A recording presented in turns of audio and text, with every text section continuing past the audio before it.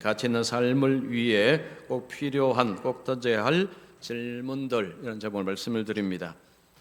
자, 유대 민족은 어마어마한 민족입니다. 수는 별로 안 되는데 노벨상뿐만 아니고 미국의 경제력 쥐고 흔들고 있습니다. 자, 유대인들은 도대체 어떻게 이렇게 할 수 있었는가? 유대인들의 공부법 중에 하나가 하브르타라는 이 학습법이 있습니다. 하브르타, 여러분 아마 들어보셨을 것입니다. 이 하브르타 공부법은 두 사람이 짝을 이루어서 질문하고 토론하고 논쟁하는 방식입니다. 책을 읽으면 똑같은 책을 읽고 두 사람이 서로 질문합니다. 논쟁합니다. 토론합니다. 자, 이렇게 해서 책을 소화를 해냅니다. 유대인들은 지혜를 얻는 가장 좋은 방법을 질문이라고 이야기합니다. 질문을 통해서 지혜를 얻는다는 것입니다. 사람이 질문을 하게 되면 당연한 것으로 여기지 않습니다. 남이 못 보는 것을 봅니다. 이것이 질문의 힘입니다. 그래서 공부를 잘하고 지혜를 얻는 데 있어서 질문을 잘하는 것, 이것이 연관이 있다는 것입니다. 또한 어떤 책을 보니까 인생을 새롭게 변화를 추구한다면 좋은 질문이 필요하다라고 했습니다. 질문하는 독서법이라는 책에 그런 내용이 있었는데, 여러분 설명 더 보십시오. 좋은 질문을 던지는 법을 찾을 수 있다면 당신의 인생이 변화되는 것은 시간 문제다. 좋은 질문을 던질 수 있다면 삶은 계속해서 변화되어 나갈 것이다 라는 것입니다. 삶의 변화를 왜 원하죠? 더 잘 살기 위해서입니다. 다르게 말하면 가치 있게 살기 위해서, 더 보람되게 살기 위해서 삶의 변화를 우리들은 원합니다. 자, 그러면 더 가치 있는 삶을 살기 위해서 우리에게 꼭 필요한 것은 질문이라는 것입니다. 질문을 잘 해야 된다는 거죠. 자, 오늘 본문을 가지고 우리가 정말 가치 있는 삶을 살기 위해서 꼭 필요한 질문 3가지를 말씀을 드리겠습니다. 자, 이 질문 3가지는 이미 이 질문을 던지고 사는 분도 계실 것이고, 어떤 분은 오늘 처음 이 질문을 받는 분도 계실 것입니다. 자, 오늘 이 질문을 자신에게 한번 던져보시고 이 질문을 가지고 살아보시면 좋겠습니다. 먼저 첫 번째입니다. 하나님은 누구신가? 여러분, 우리 인생에 정말 중요한 질문이 하나님은 누구신가라는 질문입니다. 하나님은 누구십니까? 자, 우리 성도님께 하나님은 누구십니까? 하나님이 누구신가? 이것은 인생의 방향을 바꿉니다. 하나님을 아는 것에 따라서 인생은 달라집니다. 하나님을 아는 만큼 인생을 더 보람있게 산다고 할 수 있습니다. 자, 오늘 본문에 모세라는 위대한 하나님의 사람이 등장합니다. 지금 모세는 어디에 있습니까? 광야에 있습니다. 나이는 80입니다. 양을 치는 목자입니다. 그는 한때 왕자였습니다. 애굽 강대국의 왕자였습니다. 그런데 그는 지금 80 노인이요, 그냥 양을 치는 목자일 뿐입니다. 그가 어느 날 호렙산에서 양을 치다가 신기한 광경을 봅니다. 가시덤불 같은 데서 불이 붙었는데 타지를 않습니다. 신기해서 앞으로 계속해서 그 장면을 보기 위해서 나갑니다. 그때 목소리가 들립니다. 모세야, 모세야. 하나님이 모세를 부르십니다. 내가 여기 있나이다. 모세가 응답을 합니다. 하나님께서 모세에게 이리로 가까이 오지 말라. 내가 선 곳은 거룩한 땅이니 내 발에서 신을 벗으라. 하나님은 거룩한 분이십니다. 죄인이 하나님께 가까이 갈 수가 없습니다. 여기서 신이라는 것은 죄악 덩어리를 상징하는 것입니다. 벗으라는 것입니다. 하나님은 나이 80 목자로 살아가는 모세에게 찾아오신 것입니다. 자, 하나님께서 찾아오셔서 하나님이 자신이 누구신가를 이야기하십니다. 이건 뭘 의미할까요? 이제 하나님께서 모세에게 엄청난 이 사명을 주시는데, 이 사명을 감당하기 위해서 먼저 하나님이 누구신가를 알아야 한다는 것입니다. 하나님을 모르고서는 이 사명을 감당할 수가 없습니다. 자, 하나님은 어떻게 자신을 소개합니까? 6절 보시면 나는 내 조상의 하나님이니 아브라함의 하나님, 이삭의 하나님, 야곱의 하나님이니라. 모세 조상들을 하나님께서 일가십니다. 하나님은 저 하늘에 계시는 하나님, 관념 속에 계시는 하나님이 아니라 개인의 삶 속에 들어오셔서 개입하시고 그 삶을 이끄시고 인도하시는 하나님이시다, 그 이야기입니다. 많은 분들이 하나님은 저 하늘 꼭대기에서 그냥 세상을, 사람들을 그냥 이렇게 보시는 하나님, 나쁜 사람 벌 주고 좋은 사람 상 주고, 이런 관념을 가진 분들이 의외로 많습니다. 교회를 다니는 분들도 이런 의식을 많이 가지고 있습니다. 그런데 지금 하나님은 자신을 어떻게 소개합니까? 나는 역사 속에, 사람들 속에 들어가서 그 사람들 삶 속에 개입해서 그 삶을 구체적으로 인도하시고 도우시는 하나님이시다라는 것입니다. 자, 우리에게 하나님이 어떤 하나님으로 우리 마음속에 있어야 되느냐 하면, 나를 사랑하셨어, 내 삶 속에 개입하셨고 지금도 개입하시고 앞으로도 개입하시는 하나님, 나를 도우시는 하나님, 나를 인도하시는 하나님, 나를 이끄시는 하나님이라는 이 하나님 되심을 믿어야 하나님께 헌신이 가능합니다. 많은 분들이 하나님을 믿지만 하나님에 관해서 잘 모르는 것 같습니다. 아더 핑크라는 학자가 이런 말을 했습니다. 현대 기독교의 하나님은 성경의 하나님과 많이 다르다. 현대인들이 하나님을 믿는다는데, 현대인들이 믿는 하나님하고 성경에 나오는 하나님하고 많이 다르다고 했습니다. 조금 다른 게 아니고 많이 다르다고 했습니다. 즉, 많은 분들이 교회를 다니고 하나님을 예배하지만 사실은 성경의 하나님을 정확하게 잘 모르고 있다는 것입니다. 자, 우리가 하나님을 잘 모르게 되면 하나님의 뜻에 맞추어서, 그리고 하나님께 헌신하는 것은 불가능합니다. 그것은 일어나지 않습니다. 결국 우리가 하나님을 얼만큼 아느냐에 따라서 우리가 하나님 앞에 헌신하는 것도 거기에 따른 것입니다. 여러분, 우리가 하나님을 알 수 있는 방법, 가장 좋은 방법은 예수님을 공부하는 것입니다. 역사 속에 오셨던 예수님을 공부하는 것입니다. 예수님을 알면 하나님을 알 수가 있습니다. 자, 우리 요한복음 14장 9절 말씀, 잘 아는 말씀인데 우리 같이 읽겠습니다. 나를 본 자는 아버지를 보았거늘 어찌하여 아버지를 보이라 하느냐. 나를 본 자는 아버지를 보았거늘, 예수님을 알면 하나님을 안다는 거죠. 성부 하나님을 안다는 것입니다. 예수님은 이 땅에 사람으로 오셨습니다. 예수님은 사람들에게 말씀하셨습니다. 예수님은 행하셨습니다. 예수님의 모든 것들이 복음서에 기록이 되어 있습니다. 하나님을 알고 싶으면 예수님을 공부해야 됩니다. 예수님이 무슨 말씀하셨는지, 예수님이 어떻게 행하셨는지, 이것을 우리가 보면 추상적인 하나님이 아니라 실제하시는 하나님, 그리고 사람을 사랑하시는 하나님, 사람을 도우시는 하나님, 이런 하나님이라는 것을 예수님을 통해서 볼 수 있습니다. 많은 분들이 하나님이 어디 있냐, 하나님 보여주시면 믿겠다라고 하죠. 예수님을 보면 됩니다. 역사 속에 직접 오셨습니다. 그 예수님은 사람들과 삶이 달랐습니다. 언어가 달랐습니다. 행동이 달랐습니다. 왜냐? 하나님이시기 그렇습니다. 예수님을 공부하십시오. 하나님이 누구신지 모르신다면 예수님을 공부하시고, 그리고 성경을 통해서 하나님을 배우십시오. 하나님이 누구신가는 결국은 내가 어떻게 살 것인가, 무엇을 살 것인가, 결국 여기서 출발합니다. 두 번째입니다. 나는 누구인가? 여러분, 하나님이 누구신가를 알고 그 다음에 나는 누구인가? 라는 질문이 필요합니다. 하나님께서 모세에게 찾아오셨습니다. 모세에게 하나님의 엄청난 계획을 이야기하십니다. 이스라엘 백성들을 구원하는 계획입니다. 그때 모세가 뭐라고 이야기합니까? 11절 보시면 내가 누구이기에 바로에게 가며 이스라엘 자손을 애굽에서 인도하여 내리까. 모세는 내가 누굽니까?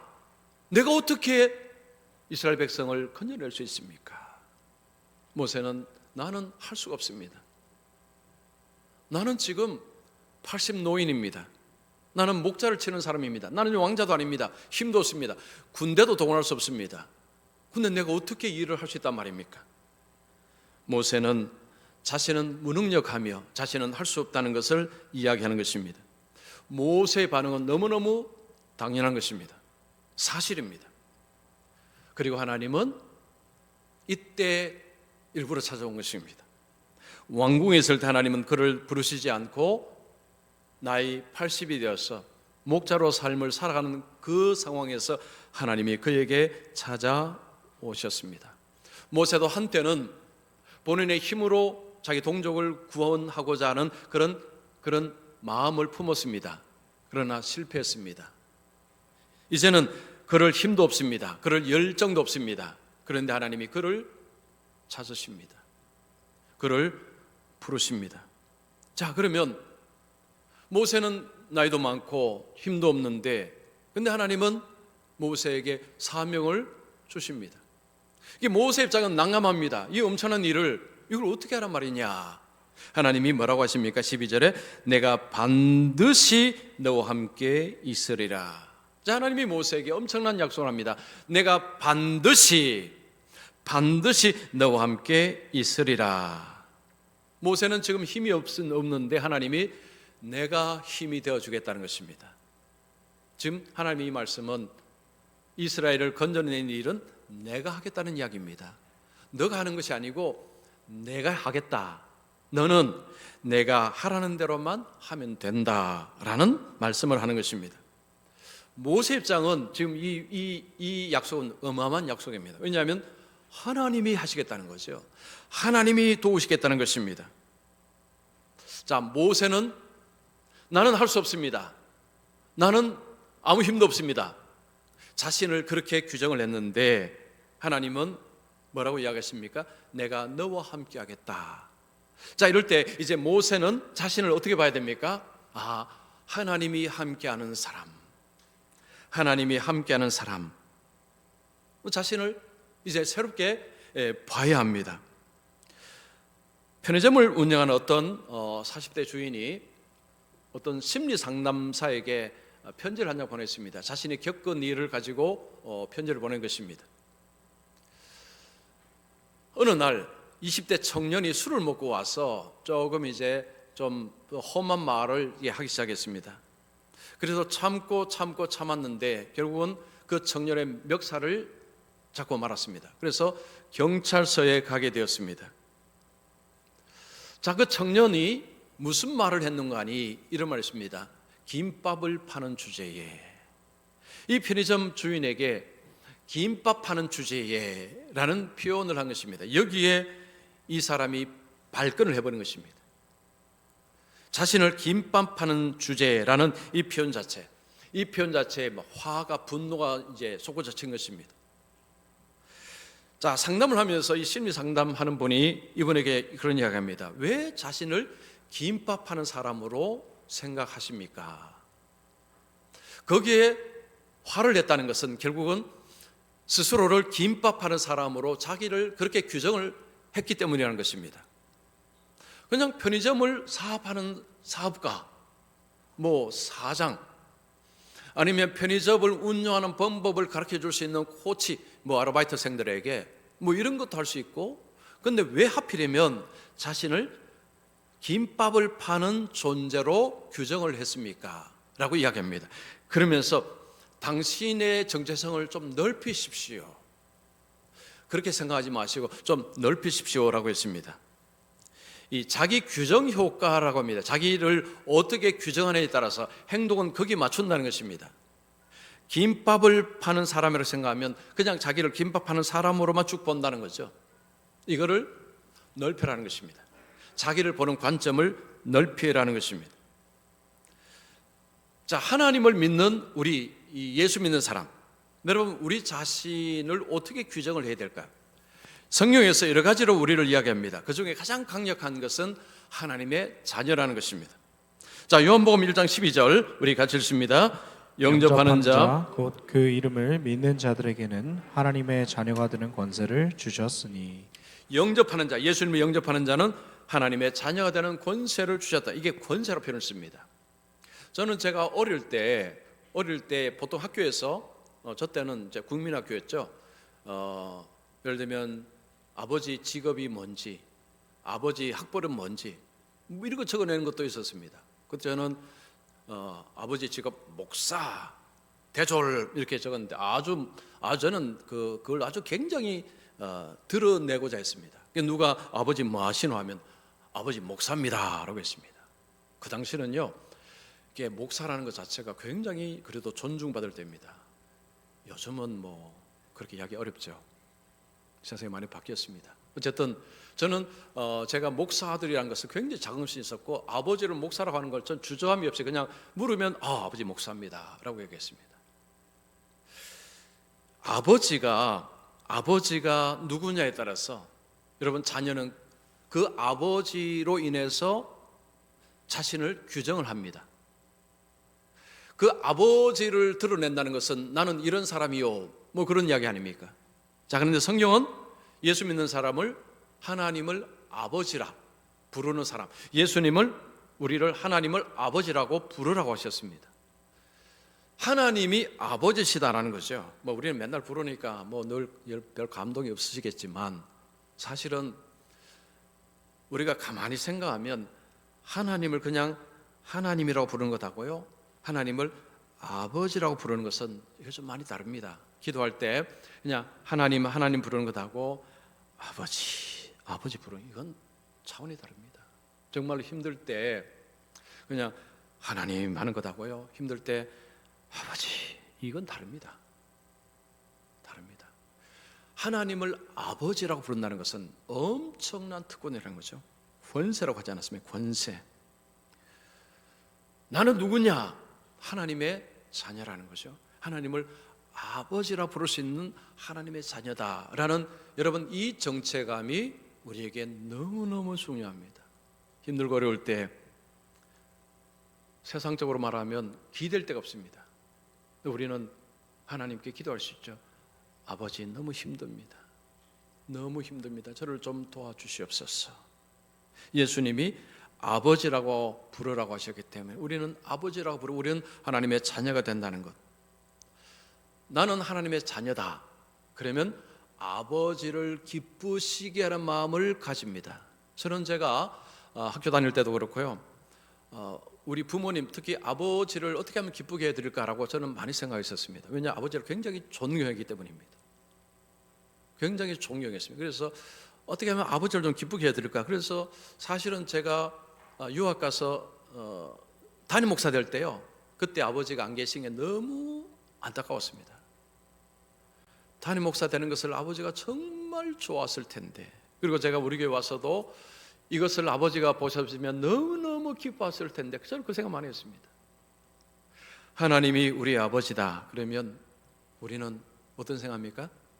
하나님을 기쁘시게 해드리자. 하나님을 기쁘게, 여러분 이 마음을 가지는 것입니다. 그래서 여러분 내 자신이 하나님의 자녀다라고 이게 규정이 될 때, 여러분 하나님의 뜻에 귀를 기울이고 어떻게 하면 하나님의 뜻대로 살 것인가를 생각하며 살게 되는 것입니다. 자, 세 번째입니다. 나는 왜 여기 있는가? 자, 모세는 지금 미디안 광야에 있습니다. 모세는 나이가 80입니다. 뭐 힘도 없습니다. 모세는 처음에는 왕자였습니다. 왕자로 40년을 지냈습니다. 왕궁에 지냈습니다. 전직 왕자입니다. 근데 지금은 미디안 광야에서 양을 치는 목자일 뿐입니다. 여러분, 높은 데서 떨어지면 상실감이 큰 것입니다.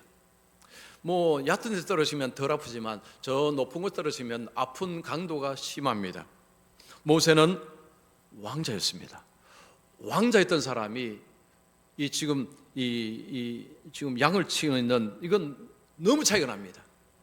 아마도 보통 사람 같으면 신세한탄하겠죠. 내가 어쩌다가 여기서 내가 이렇게 지금 이렇게 살고 있나. 너무 현실에 대한 불만, 현실에 대한 애통함 이런 것들이 충분히 있을 수 있는 상황입니다. 그런데 하나님은 그 상황에서 찾아가셨습니다. 10절 보십시오. 이제 내가 너를 바로에게 보내어 너에게 내 백성 이스라엘 자손을 애굽에서 인도하여 내게 하리라. 하나님께서 모세에게 어마어마한 사명을 주십니다. 내 백성 이스라엘 자손을 애굽에서 건져내겠다. 너를 보내었어. 너를 통해서라고 이야기합니다. 모세가 광야에 있는 이유가 무엇입니까?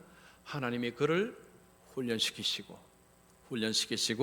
하나님이 이스라엘 백성들을 건져내기 위하여 하나님은 모세를 그 광야에 두신 것입니다.